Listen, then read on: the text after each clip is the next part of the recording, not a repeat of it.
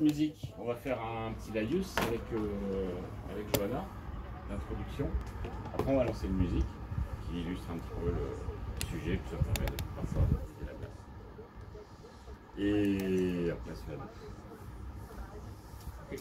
Et on commence par la note. La note qui est sortie il y a moins de 10 jours. L'Observatoire national de la délinquance et des réponses pénales. Qui sort donc une note et en disant une arnaque sur deux en France, elle est sur Internet.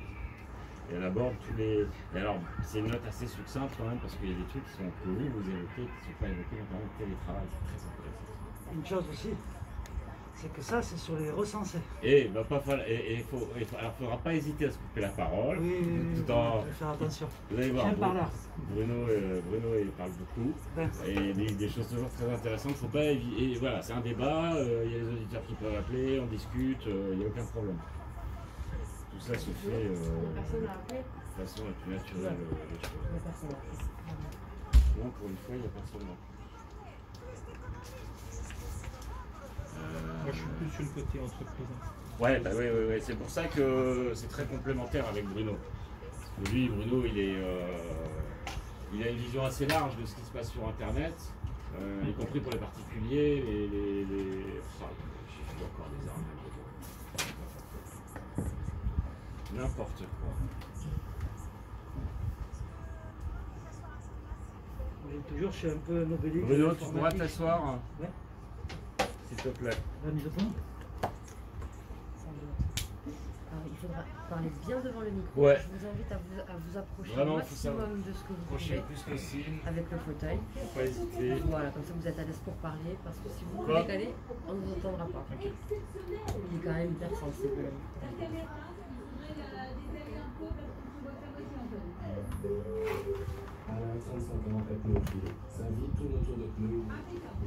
Impeccable. Alors j'ai vu tous les spécialistes, les pneumologues, les psychothérapeutes, kinésithérapeutes. Alors oui, je sais, il en faut pneus pour être heureux, mais bon, il reste en pneus, très peu pour moi. On fait ensemble ce qu'on dit, pour se mettre au jour et tout est dépeuplé. Aujourd'hui, pour s'en sortir, alors ça va s'installer en face de chez Pneucash. Pneucash, les implants, c'est toute l'année. À Saint-Denis, Le Port, Chevaux. Est-ce que Johanna peut baisser sur le micro d'à côté? Merci. Et l'autre micro. Hop, voilà, celui-ci, tout à fait. Voilà, parfait. Ça va tenir, ça va. Au début des années 2000, quand je bossais un peu sur le terrain, dans une région de France, je bossais pas mal avec ce qu'ils appelaient avant les RG. J'ai eu des potes là-bas qui bossaient sur l'intelligence économique. Eux, c'était leur dada. Et là, encore plus que les autres choses. Parce qu'en plus, j'étais dans une région où il y avait, peut-être comme à La Réunion, des entreprises très innovantes. Les Chinois, les Russes, les Américains, la totale, le monde entier. Donc souvent, par exemple, quand tu as une ville, par exemple, prenons une ville comme Lyon, où tu as une forte communauté étudiante, très très forte communauté étudiante, avec beaucoup d'étudiants étrangers, et en même temps une forte communauté scientifique avec des entreprises très très innovantes. Alors là, tu peux te dire forcément, il y en a un sur 1000 étudiants, tu en as forcément un qui... Comme Toulouse. Toulouse, oui, avec l'aéronautique. Il y a eu des affaires judiciaires d'ailleurs de l'espionnage. Tu peux là, on peut commencer par là. Et c'est vrai que l'espionnage industriel, les gens voient plus ces arnaques sur Internet parce que quand ça les concerne eux-mêmes, mais bon, bref, on va en parler.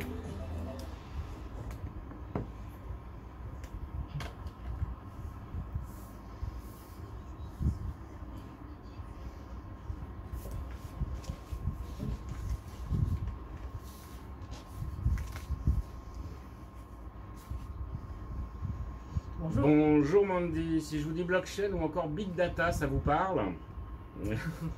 Bah, je vous emmène dans le cyberespace Mandy, normalement ça devrait pas faire trop mal, sauf si vous ne suivez pas quelques règles élémentaires. Par exemple, Mandy, si vous recevez un mail avec une pièce jointe, vous ne vous précipitez pas pour l'ouvrir, vous faites un petit travail de vérification avant, qui vous l'envoie, pourquoi, etc., etc. Pareil Mandy, si vous recevez une vidéo sur vos réseaux sociaux intitulée c'est toi sur la vidéo, vous faites quoi, hein? Voilà. Et c'était c'était un virus hein, pour le coup. Bienvenue donc dans les cyberespaces. Et accrochez-vous, hein, parce que ça secoue apparemment chantage, extorsion, fausse proposition amoureuse, vente trompeuse de produits ou de services, fausse demande d'aide, etc., jusqu'à la manipulation de cours de bourse et bien sûr le cyberespionnage. Ça fait déjà quelques années que de nombreux gouvernements se sont mis à l'heure de la grande toile en créant des services de contre-espionnage spécialisés et très actifs, y compris en France. Mais avec la démocratisation des nouveaux outils technologiques, tout un chacun est désormais exposé au risque de faire, disons, une mauvaise rencontre sur Internet. Oui, du simple particulier au patron d'une grande entreprise, nous sommes toutes et tous des victimes potentielles, et de plus en plus. La preuve, selon la note publiée il y a quelques jours par l'Observatoire national de la délinquance, en 2017 et 2018, plus de la moitié des arnaques constatées en France sont commises sur Internet. Et on est là aujourd'hui pour en parler avec Bruno Vergne. Bonjour Bruno Vergne. Bonjour. Vous êtes co-administrateur du groupe Stop Arnaque 974 sur Facebook. Des arnaques, vous en voyez circuler à peu près tous les jours. Et Stéphane Jaillet. Bonjour Stéphane Jaillet. Bonjour. Vous êtes directeur général d'OpenSphere, c'est ça, hein, une 2S2I réunionnaise spécialisée en cybersécurité, particulièrement en entreprise. C'est pour ça que vous êtes là, vous représentez aussi Digital Réunion 02 62 2 3 4 5 6 7. L'antenne est ouverte, direction la jungle numérique.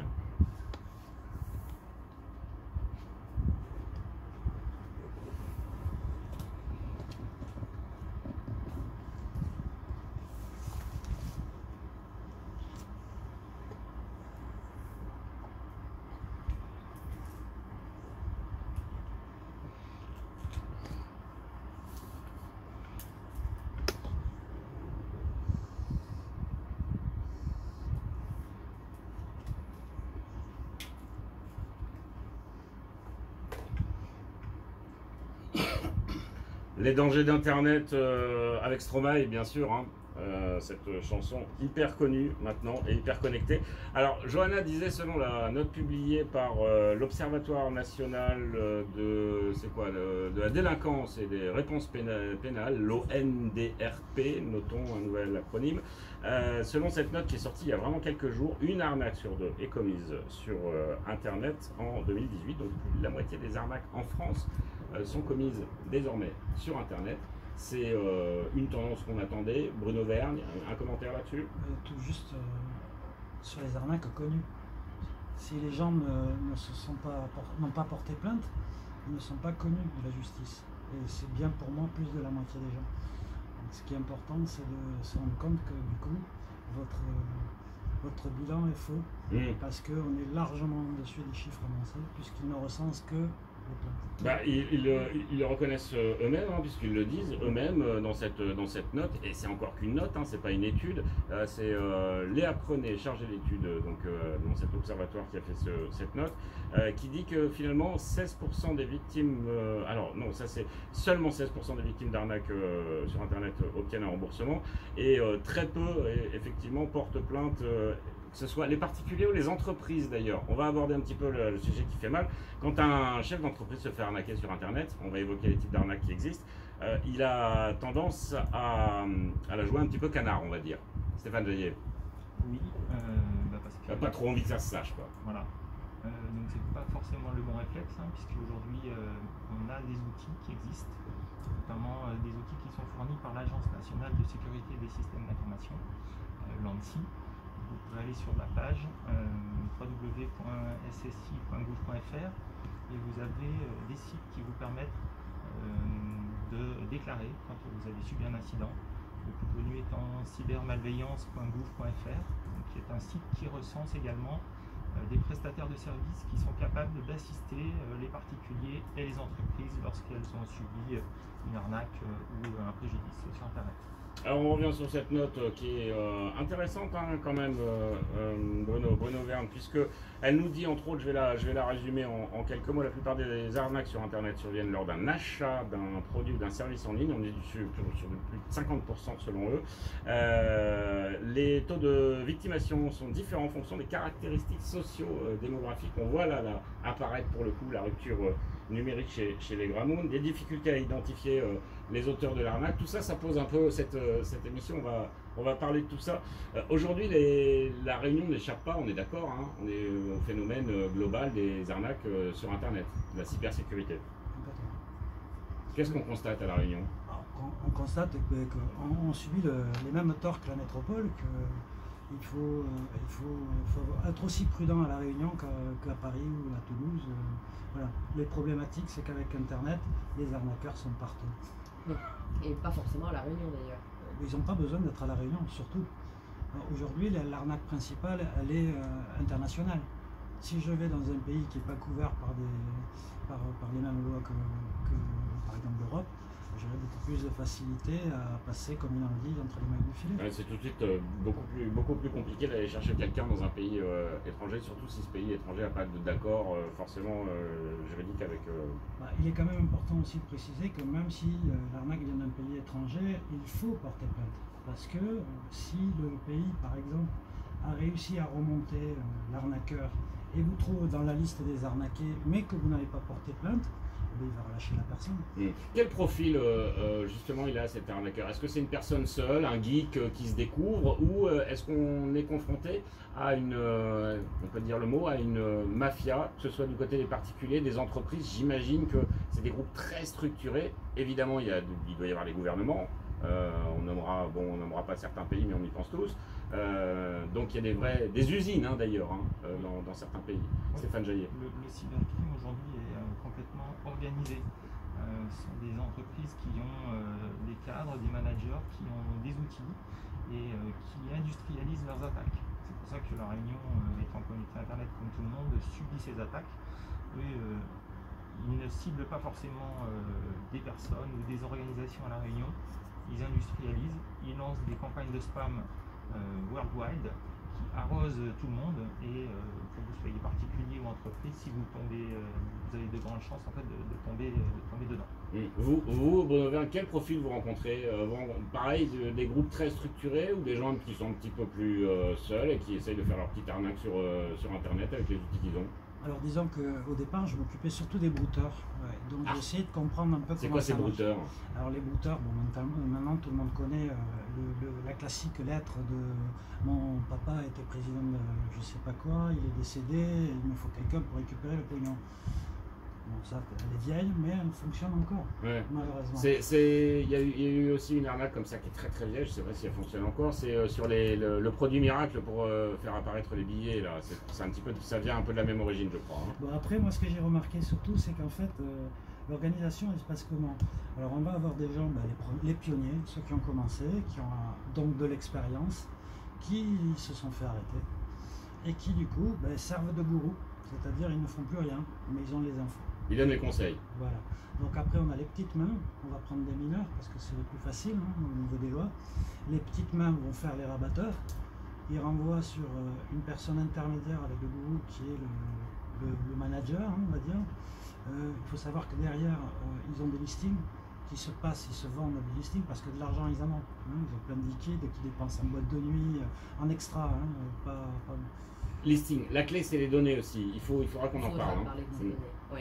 Continuez Bruno Verne. Donc en fait après ils se font comme on dit des deals, je te donne ça, tu me donnes ça, tiens j'ai un super listing, il est tout frais, je l'ai chopé sur internet, sur peu importe, et donc ils ont des listes d'adresses mail, voire de téléphone. Et après il y a une autre catégorie qui va avec, ce sont les gens qui font du faux document, qui vont se spécialiser dans faire de fausses preuves, pour que derrière, quand vous êtes dans l'arnaque et que vous fouillez, vous tombez sur les fausses preuves, et du coup, vous pensez que c'est vrai. On a l'impression que c'est limité. Le premier cas que vous nous avez décrit, on avait l'impression qu'on était dans un deal de stupéfiants, en fait. Oui, exactement. Ça fonctionne exactement pareil. Pareil, c'est hors la loi, donc...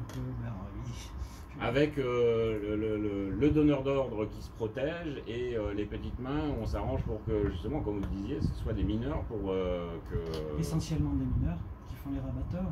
D'ailleurs, il y a des chaînes, il y a une chaîne YouTube, il y en a qui s'appelle Aki, qui est un hacker blanc qui vous montre le vrai visage de la personne qui souvent est un mineur et qui prend la main sur son poste. Donc, Aki avec 2 i sur YouTube. Alors là-dessus, c'est dommage. On a sollicité Malartic. On a demandé à la préfecture si déjà il y avait des officiers spécialisés dans ce genre d'arnaque sur Internet.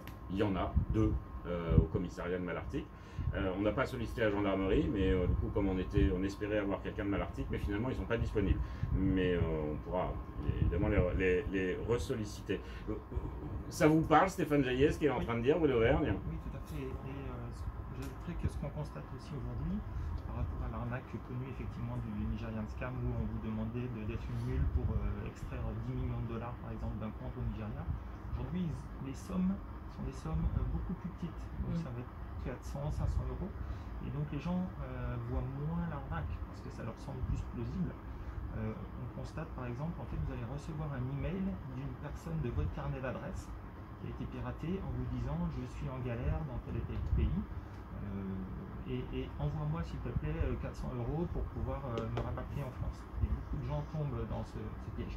Stéphane Jaillet, à quel type d'arnaque les entreprises numériques de La Réunion sont-elles exposées? Est-ce qu'on est sur l'arnaque au président? C'est-à-dire, c'est un peu ce que vous venez de décrire, hein. Il y a quelqu'un qui appelle le comptable de la boîte, qui dit, évidemment, quand le président quand le patron est en déplacement, donc quand même très, très bien renseigné, appelle le comptable de la boîte en disant voilà, votre patron est en train de faire une affaire très très confidentielle et donc il obtient un virement. Donc il y a ce type d'arnaque là, et puis il y a le vrai cyberespionnage, c'est-à-dire quelqu'un derrière son ordinateur qui est en Russie ou ailleurs et qui va pénétrer les réseaux des entreprises réunionnaises. Quel type de comportement, à quel type de comportement vous faites face? Alors, il y a plusieurs études qui montrent qu'aujourd'hui, la principale attaque que subissent les entreprises, ce sont les ransomware. C'est-à-dire que en fait, vous allez recevoir des rançons, un email et une demande de rançon. Ce sont des malwares, donc des virus qui vont crypter, qui vont chiffrer toutes les données de votre ordinateur ou de votre serveur et qui vont vous demander de payer une rançon en bitcoin pour pouvoir récupérer ces données. Et ces gars-là, on ne les retrouve pas. Et c'est bloqué, effectivement, donc puisqu'ils utilisent des clés de chiffrement et de la cryptographie très haut niveau, donc on ne peut rien faire là-dessus, à part récupérer les clés, et il est très très difficile.